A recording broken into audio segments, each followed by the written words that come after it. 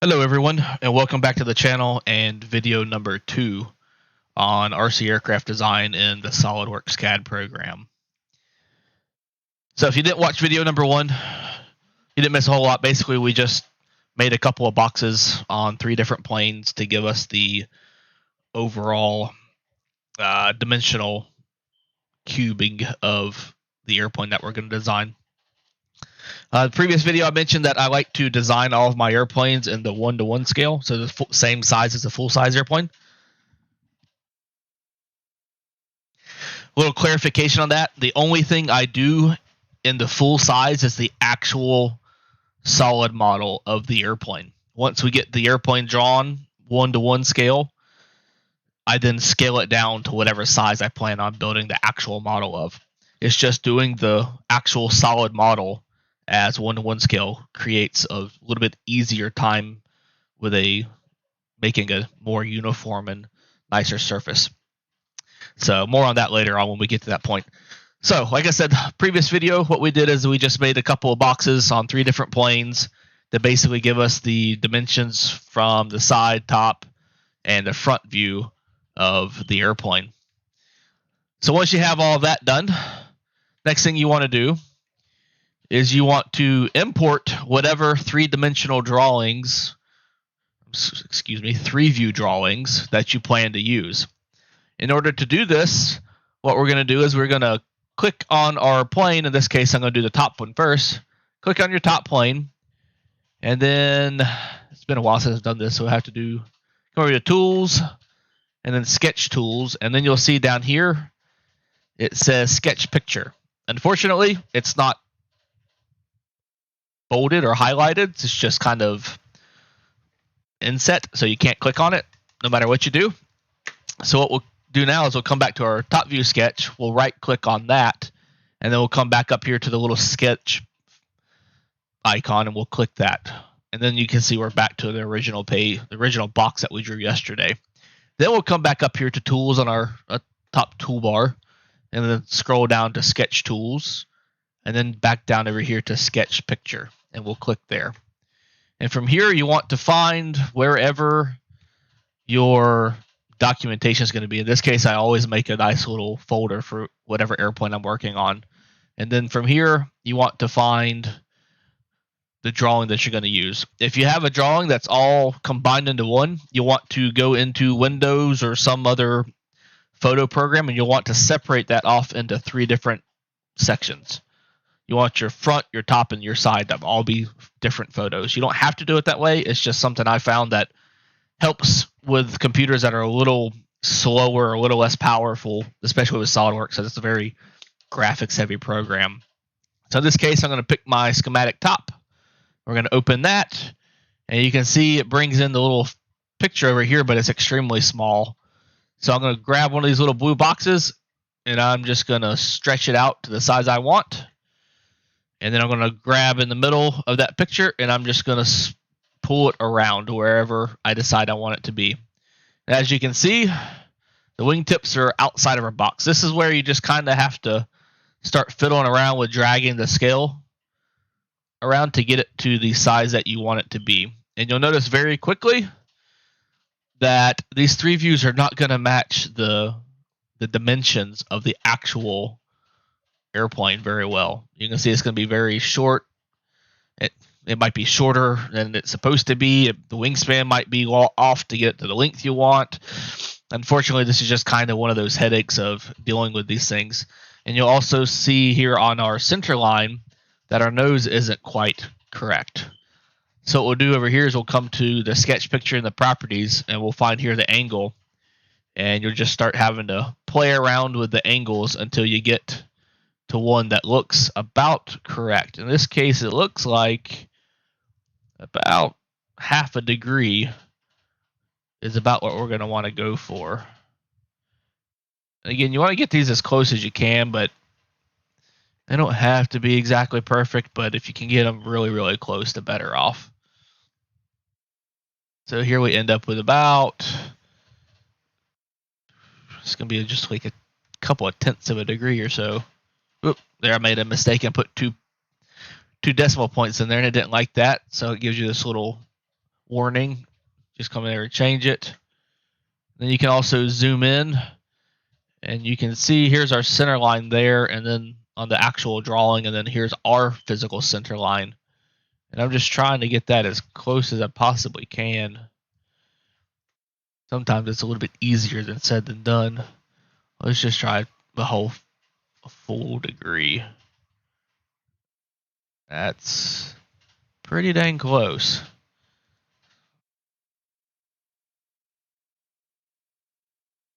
Yep, there we go. I would say that's pretty close to dead on. And now you see our wingtips are not quite symmetrical. And this is why you only draw one side of the airplane and not both. But you see here we have the tip of the spinner almost at the back edge of our dimension line. And then the nose is not even close to being where it should be. So either the dimensions on Wikipedia are off, or the artist that made this schematic is really far off. So unfortunately, this is one of the things you're going to come to find with scale modeling is artistic renderings are exactly that. They are artistic. They're not accurate at all. So one way we can do this to correct it is we can come down here to the Enable Scale tool, and you can uncheck that, and then you can uncheck the lock aspect ratio. And what this will allow you to do is it will allow you to stretch the drawing to where it meets the dimensions that we have already set in place for it.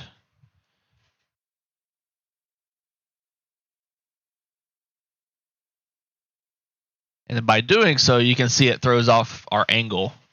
Whoops. You can see it throws off that center line angle that we had almost perfectly before. Now it's just a little off. Here the center line is a little below, and then here it's pretty much right on. So it's just a lot of sitting here playing back and forth to get this exactly where you want it.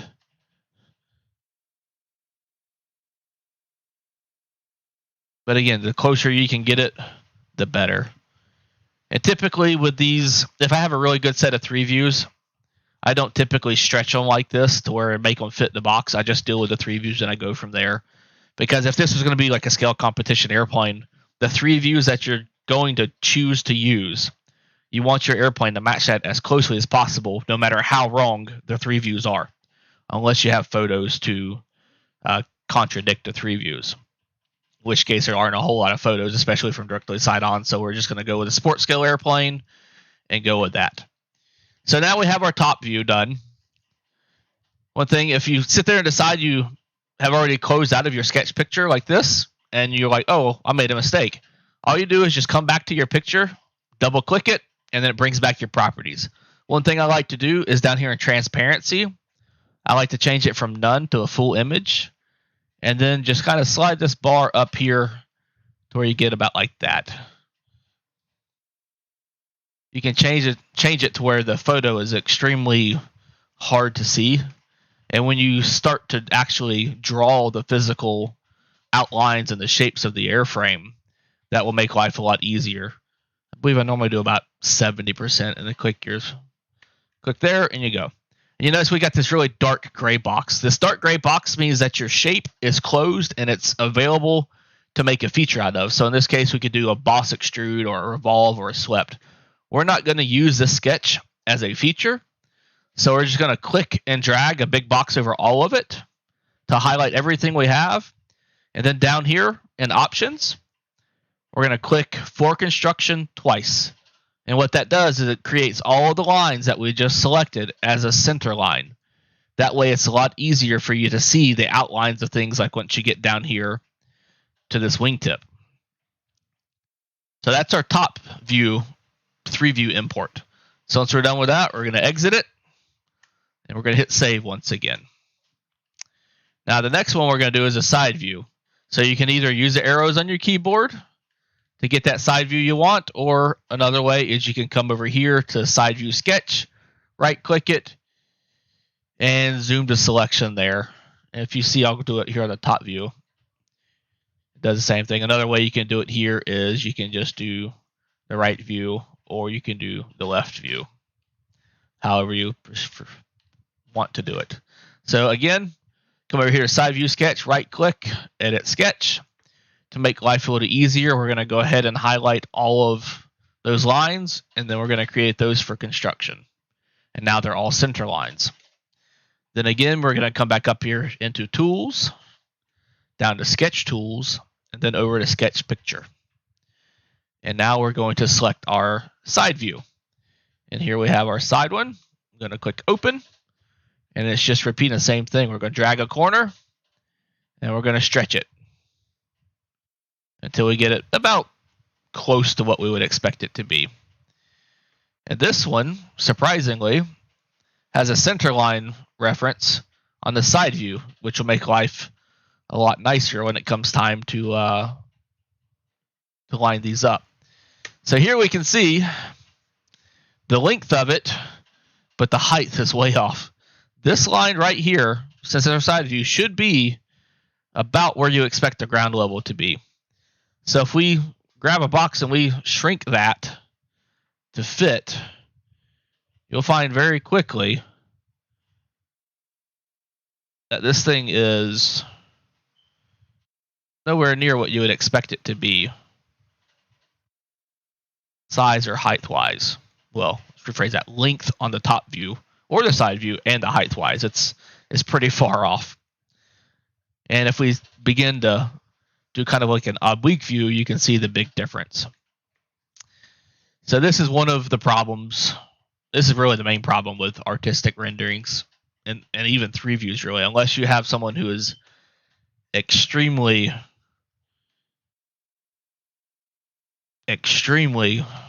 thorough with their research and getting things in their measurements just perfectly right. You'll find that more often than not, the top views don't match the side views don't match the top views, bottom views don't match the top views. It becomes very frustrating very quickly. And here I'm just adjusting the degree angle once again to get us to where we need to be. And in this case, what I'm going to do is I'm actually going to shrink it to where the center line is on the center line of the side view, and then the vertical tail here matches the top there. And then the tip of the spinner is here at the back edge of it. And then I'm going to change the transparency back to 0.7. And there's that. Then we're going to also exit, and then we're going to save it. And now the top view, what I'm going to do is I'm going to come back and double click on that picture again. Come back over here to exit sketch on the top view.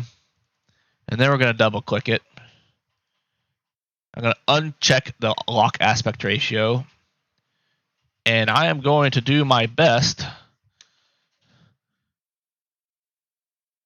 Let's exit out of this. Like I said, it's been a while since I've done this from scratch. So there. Now we're going to just click on the view. We're not going to actually exit the sketch. And now you can see you can change the ratio. Well, you can stretch it if you undo the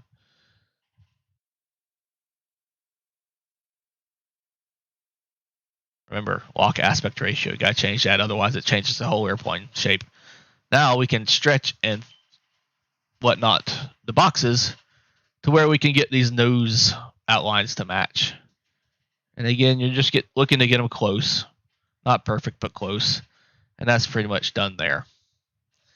So now you see we have a top view. As you work it to the side, you have a side view. And then we can save that. One thing I'm going to do is just come in here to the side view sketch. I'm going to put a line in here and see just the difference in size this is. 216.5 inches compared to our original specifications. Okay, what's going to be, there we go. Should be 330 inches, so it's 115 inches short. That's a pretty big difference. So let's come back over here to the old interwebs, and we'll Google XP56 dimensions, and we'll see what comes up. We already looked at Wikipedia, so we're going to change that one. We'll go to a different source in this case. This is Military Factory. We'll see if they have any information. Length of 27.5 feet. Coming back to our normal specifications, 27.5. That's pretty much what it's supposed to be. So those agree. Coming back to the Air and Space Museum, that's probably a good one. I'm sure they have some really accurate information on it. Overall dimensions 9 feet 10 and 8 by 23 7 and 7 sixteenths and 42 and 7 and 13 sixteenths. So that's saying 23 feet long instead of 27 foot 6. So there you see we've got a 4-foot difference right there. That's 50 inches. So it's about half of what we were dealing with, the inconsistencies. And then the height on it is 10 foot 9 inches instead of 11 inches. Sorry, 9 foot 10 inches instead of 11 inches. So Smithsonian information is significantly different. So by that, I'm going to go with their information as being accurate and not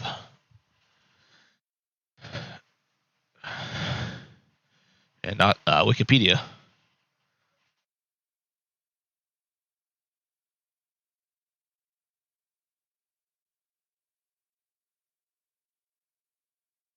And 7/16 of an inch, by the time we scale it down, it's not going to be a big difference, so I'm not even going to worry about it. Wingspan 42 feet 7 inches again. I'm going to be, like I said, sports scale, so I'm going to be a little lazy here. And then 9 feet 10 inches. Then again, we're going to do some math. So one of those things where the better documentation you have, the better off your whole project will be. And as is typical, as soon as you get to the point where you could use the documentation that you could never find, you find it. It's just kind of amazing how scale modeling works that way.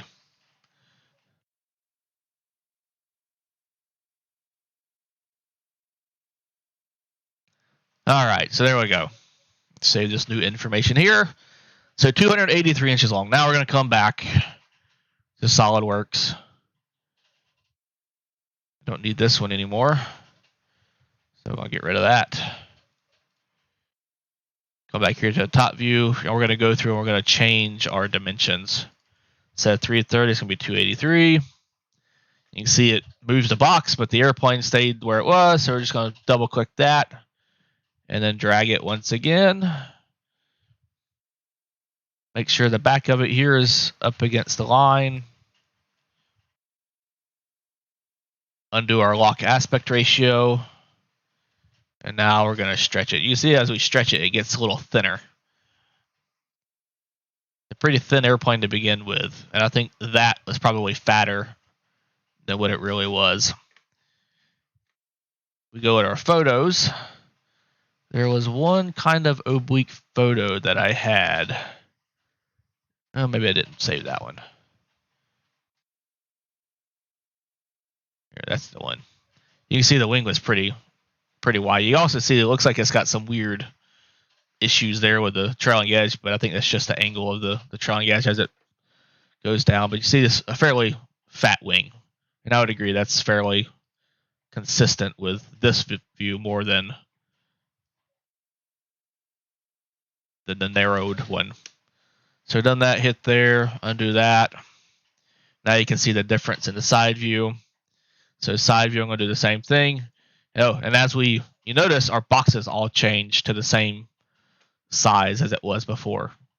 There's no, that's because of the relations we put in. We don't have to go through and adjust them anymore.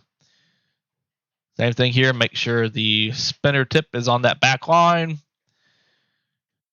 And now what we're going to do is we're just going to stretch it a little bit to where that's on the front line.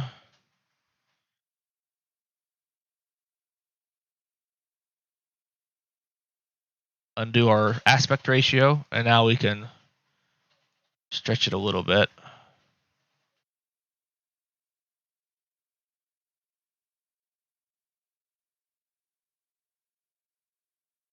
I'm not happy with that one at all. That one just looks weird. So we're going to undo all of that. There we go. Double click it again. Now, just that there. Now we're going to undo the lock aspect ratio because we just want to stretch it. We don't really want to make it taller. There we go.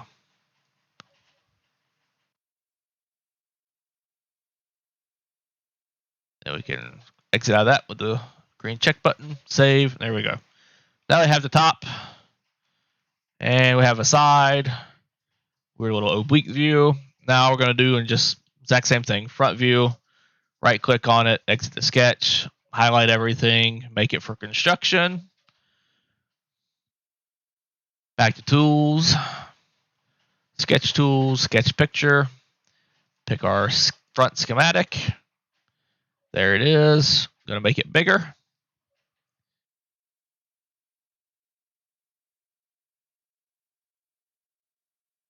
we're going to stretch it to where it fits within the box with our wingspan. Center line is pretty much where we want it to be. Side to side at least. Top to bottom, we're going to go here just a moment. Transparency, we're going to change it to, again, a 0.7. And now we're going to use our arrow key to kind of do an oblique view. You see we have the center line from the side view there, and then I'm basically going to make the center line side view match up where this wing chord line comes together at the point here at the origin. And again, not all drawings have this, so this is kind of nice that it's this way. And now we have the front view. Click there, hit exit sketch, and again save. So now we have all three views of our three view, all views of our three view, with on three different planes to where we can kind of see almost, well, it's an imaginary three view, we'll just put it that way. And there we go. So next thing you want to do is you got to figure out where do you want to start. Do you want to do a fuselage? Do you want to do a wing? Do you want to do vertical tails? Do you want to do spinners? It all comes down to what's the easiest and what's the hardest. As far as I have found, wings, tails, and spinners are always the easiest. And I like to kind of do those things first. So here we have the spinners. So we'll do those first. And with these, you can really do them any way you really want because it's just a simple revolve feature. So you only have to draw one real profile. You don't have to draw the whole thing and then make it pretty looking. So same thing here. We're going to come over here to our right plane in this instance. We're going to click on that, then go to features, and we're going to do a revolved boss or base. And then we're going to click there. And now we're sketching on the right plane, and we have our feature pre-selected. So first thing, we're going to do a line. I'm going to do one right here from that point all the way to right here at the intersection of the cow flaps, which is this area here, and the spinner itself. And why it's giving me a arc, I don't know. So we'll just hit exit until it gets to that. Then we'll do another line. Come back up here, and we'll do that. Then smart dimension, just to give it some sort of dimension, we'll come down here. We'll say that's going to be 12.5 inches for now. And then your next thing, you want to do a 3-point arc, which if you exit out of the smart dimension with your exit key, come up here to 3-point arc, you can click that, or you can come down here, you can do center point, tangents, or or the same 3-point arc. 3-point arc, we'll select there. We'll go to this point. Then we'll go to this point, and we'll just drag it until we get to the arc that we want. If you didn't see that, I'm going to delete it. We'll do it once again. Come to this point and click. You see we got the double, kind of a bullseye type sign on both dots. That means the dots are going